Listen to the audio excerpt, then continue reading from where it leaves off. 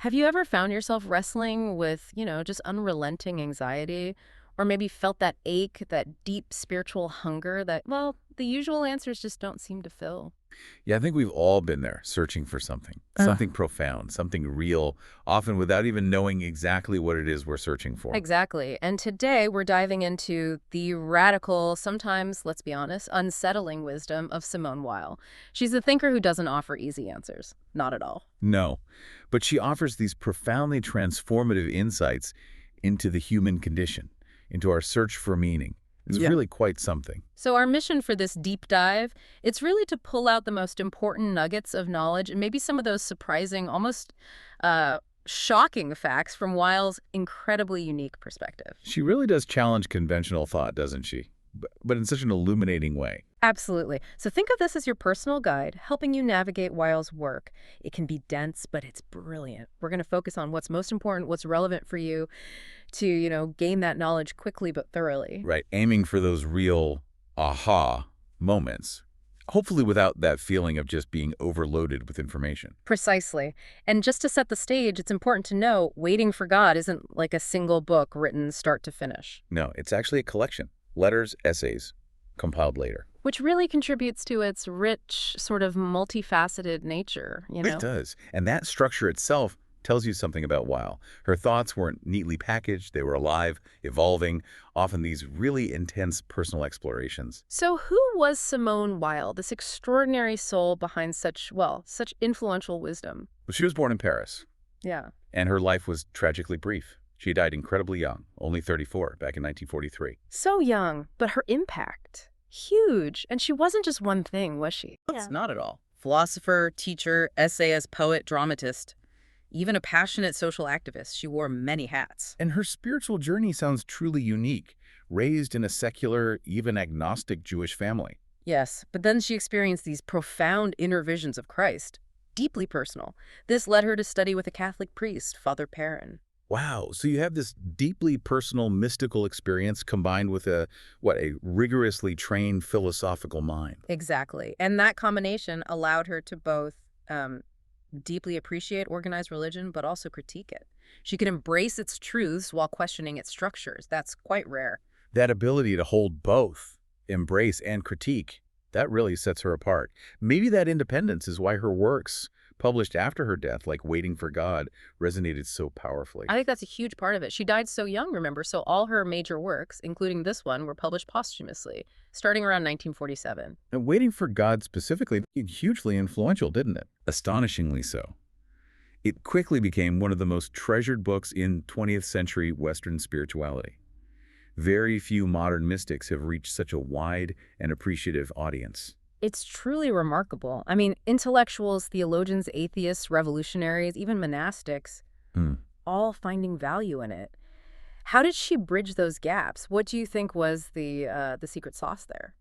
Well, a key takeaway, I think, is Weil's unique ability to talk about spirituality in a way modern readers can actually connect with, I think sympathize with. she wasn't locked into one system. Exactly, not locked into any single organized religion. She welcomed insights from science, from the arts. She presented this idea of a universal God that she believed was available to everyone.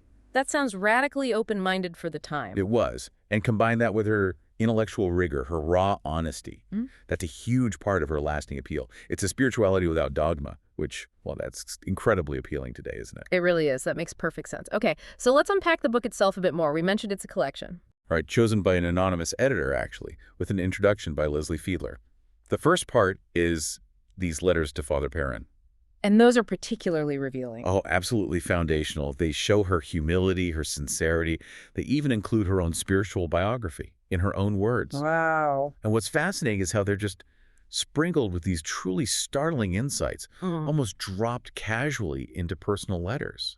It says getting a direct line to her inner life. And one of those statements really, really sticks with you. She writes, "Why should I have any anxiety? It is not my business to think about myself. My business is to think about God. It is for God to think about me." Powerful, isn't it? It is. But how do you reconcile that radical trust with the everyday reality of anxiety that most of us face? Is she just saying, ignore your worries? Well, no, not exactly ignore. It raises this really important question about surrender, Yeah. but a fundamental shift in perspective. It's not about neglecting responsibilities, obviously, but it is about recognizing that constant self-concern, worrying about me, can be a massive distraction from something deeper. So it's about focus. It's about a radical trust. Weil suggests that by aligning your focus outward, towards the ultimate, towards God, your own needs are paradoxically taken care of. It's letting go of the self as the center of everything. Redirecting that mental energy. Exactly, redirecting it from constant internal navel-gazing towards this outward divine attention. It's a reorientation of consciousness, really. That is a powerful reorientation, and it leads us to her path, which was pretty unconventional. Father Perrin wanted her to be baptized Catholic, right? But she resisted. She did. She insisted salvation was possible outside what she called the closed system of Christianity. Which might sound exclusionary to some ears today, perhaps, but what does it tell us about her? Crucially, I think it shows her spiritual quest was driven by genuine internal conviction, not by external pressure, not by dogma, She followed her own truth. wherever it led her. Even if that meant staying outside the established paths that seemed obvious to others, like Father Perrin. It speaks to this deep, uncompromised spiritual autonomy, integrity. Okay, so after the letters, we have the essays, and these are, well, they're described as dense, complex, maybe a bit uneven sometimes. They can be, but often they're just stunningly brilliant. This is where you really see her philosophical training shine. She dives into the ways humans get lost. Yes, the myriad ways that human beings get lost in the world, as she puts it, often with almost academic precision. But then, using incredible logic, clear thinking, really astonishing insight, she makes this powerful argument Which is? that God actually uses our confusion, our Yeah. pain, our imperfections, uses them to set us right. Wow, so she's suggesting suffering isn't just something to endure, but it's like an active curriculum, a divinely designed feedback loop for growth. That's a great way to put it. It reframes that why me Yeah. question into what is this teaching me? It turns hardship, which is often unavoidable, into this potent catalyst for self-awareness, for realignment. That's revolutionary for anyone grappling with difficulties. It suggests even our brokenness can be a pathway. A pathway to profound insight. Exactly. It's a truly transformative perspective. And central to these essays is her definition of prayer.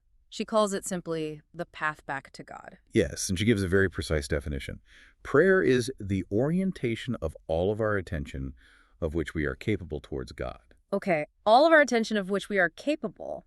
That sounds intense. This isn't just asking for stuff, is it? Not at all. For Weil, attention isn't passive. It's a strenuous, focused act of the will. Like hard work. Yes, she implies it takes immense effort, like trying to hold a squirming puppy still for an hour, that kind of sustained focus. It's about bringing your entire being, all your faculties, into alignment and directing them towards the divine. Instead of letting them get scattered by, well, everything else. Right. It's the very essence of spiritual work for her, a demanding inner discipline. Now, speaking of demanding, Mm-hmm. one of her most controversial claims, surely, is that even extreme suffering is a precious gift from God. Yes, that one is immensely challenging. For someone in deep pain, how is that meant to be understood? It can sound like it's invalidating their suffering. And that's the danger. But Weil's point, as I understand it, isn't that suffering is good in itself, or that God sends it as punishment. It's that suffering acts as a profound catalyst. A catalyst for what? It shatters our ego, our pride, the illusion that we are at the center of the universe. Okay, so it breaks down the self-importance. Precisely. The outcome, she argues, is that it allows us to really understand, in our flesh and in our minds, she says that we are, in a sense, nothing, and that God is at the center and is everything. That's a powerful, humbling aha moment, as you said earlier, breaking open our perception of reality. It's about dissolving the self, that limited ego self, so that something greater can emerge. Finding freedom through detachment from ego, it's incredibly deep. She also delves into religious practice, right? Like the Lord's Prayer. Yes, she has an essay unpacking its deep mystical meanings. But her longest essay, Forms of the Implicit Love of God, is particularly compelling. Okay, what's the focus there? She describes experiencing God's love implicitly, meaning indirectly, through things like love of neighbor, through art and beauty, and yes, through religious ceremony too. And she has an unusual take on religious ceremony. Quite unusual, yes. It really broadens the scope. She says, the recitation of the name of the Lord really has the power to transform the soul. Religion is nothing else but this promise of God.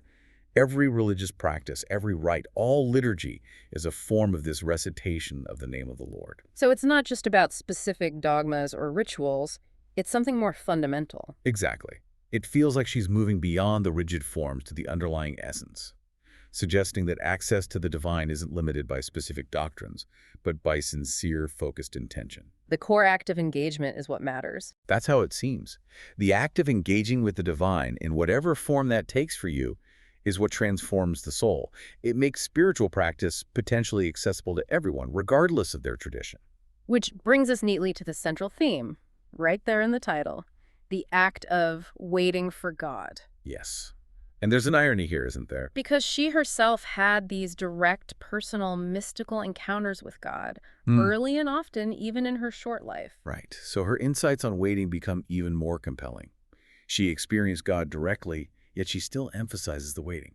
What does that imply? It implies that even for those who have those direct experiences, there's still a sustained discipline needed, a way of remaining open, ready. She describes this longing for God as a deep hunger in the soul. And she uses that powerful analogy, the crying child. Yes, that's a key one. She says, the soul knows for certain only that it is hungry. The important thing is that it announces its hunger by crying. A child does not stop crying if we suggest to it that perhaps there is no bread. Go on, the crucial part. The danger is not, lest the soul should doubt whether there is any bread, but lest, by a lie, it should persuade itself that it is not hungry. Wow. That certainty of hunger and the danger of lying to yourself about it, that hits hard. It really does. It's about recognizing that fundamental yearning within you, not trying to suppress it or pretend it's not there. It highlights the absolute necessity of acknowledging those deep internal needs. Yes, that honest acknowledgement is the first crucial step on any genuine spiritual path. Being brutally honest with yourself about your deepest yearnings, even if it's uncomfortable. And she talks about this patient waiting in meditation as a kind of letting go, but one that's incredibly strenuous. More strenuous, she says, than any muscular effort. She describes how hard it is, waiting, immobilized in the darkness for long years. And then she gives us that image, the slave at the door. Ah, yes. That's incredibly vivid. It's almost terrifying in its extremity, isn't it? That attentive and faithful immobility that lasts indefinitely and cannot be shaken. What does that level of commitment look like, practically? Well, she describes the slave as ready to die of hunger or exhaustion at the door, unmoved if companions leave, unswayed even by news the master is dead or angry. It's total. It's extreme commitment. It is. It's the ultimate embodiment of sustained intentionality. Maybe think of an entrepreneur working for years on a breakthrough, facing endless setbacks. Or a scientist pursuing a cure. Exactly. They aren't passively waiting. They're actively holding this posture of readiness, of unwavering focus on a distant, often unseen goal. Weil argues we apply that same fierce, disciplined attention to our inner journey. A relentless, quiet determination. It requires profound discipline and profound trust. And Weil offers this insight about prose revelation. It's not always obvious or immediate. No. She says God himself sets our faces in the right direction. But then he does not, however, show himself for a very long time. So our job is? It is for us to remain motionless, without averting our eyes, listening relentlessly and waiting, we know not for what. Waiting without knowing for what. That's tough. Very. And she adds, if after a long period God allows us to have an indistinct intuition of his light or even reveals himself in person, it is only for an instant. Only for an instant. So that really applies to any long-term goal, any deep search in life, doesn't it? It Wow. requires that sustained, patient attention, even without constant feedback. Absolutely. And this whole theme, this profound spiritual wisdom, it's also incredibly present in her other key work, Gravity and Grace. Right. That's the one compiled from her personal journals. Exactly. Excerpts, but offering equally deep, often challenging spiritual wisdom. And what's striking there, I think, is her brutal honesty again about human limitations, about the cost of discipleship, as she calls it. Yeah, she definitely doesn't idealize the seeker's life. No rose-tinted glasses. Yeah. She presents this constant struggle, this tension, using two core concepts, gravity and grace. Okay, so break those down. Gravity is... Gravity is the pull of the material world and of the ego. Everything that holds us back on our spiritual journeys, our attachments, our selfishness, our inertia. And Grace is God's pull on the soul, the force that moves us forward, upward towards the divine. It's that constant tension between being pulled down and being lifted up. Like physics, but for the soul. Kind of, yeah.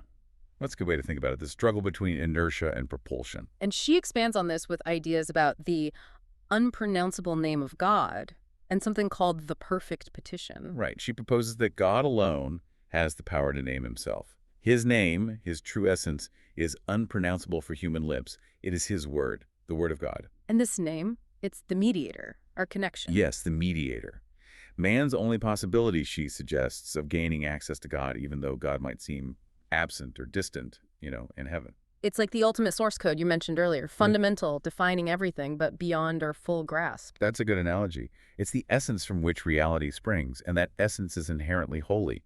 And this name is not some secret word. She says it shines in the beauty and order of the world, and it shines in the interior light of the human soul. It is holiness itself. Okay, so how does that connect to the perfect petition? Well, if that name represents ultimate reality, then the perfect petition is simply to ask for that which exists really infallibly, eternally, quite independently of our prayer. So you're not asking for a new car. Definitely not. You're asking for reality itself, for truth, for connection, for what already is fundamentally to be fully revealed within you.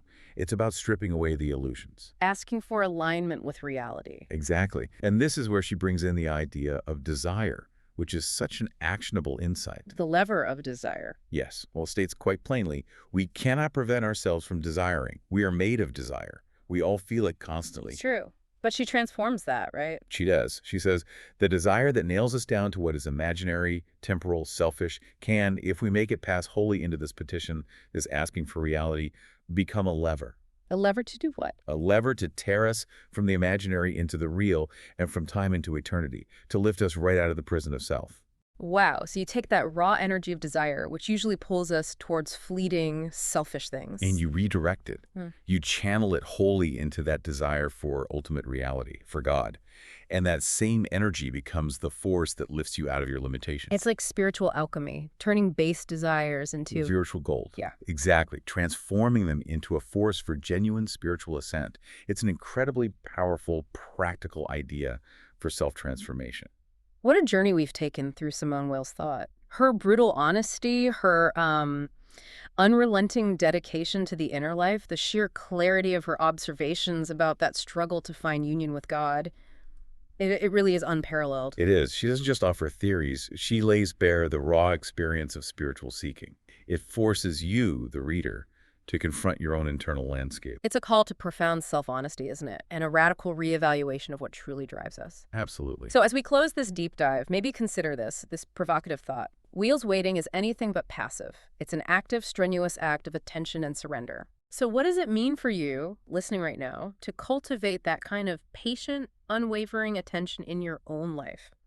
Especially when you're facing uncertainty or maybe a seemingly absent answer. And how can you take your everyday desires, the ones pulling you in all directions, and maybe try to redirect them, to use them as that lever Weil talks about? A lever for your own transformation, for connection to something real, something lasting. It's worth taking some time to reflect on how these ideas might change your perspective. On patience, on suffering, even on the nature of your own deepest desires. The work is challenging, no doubt about it. But the insights I think you'll find are infinitely rewarding.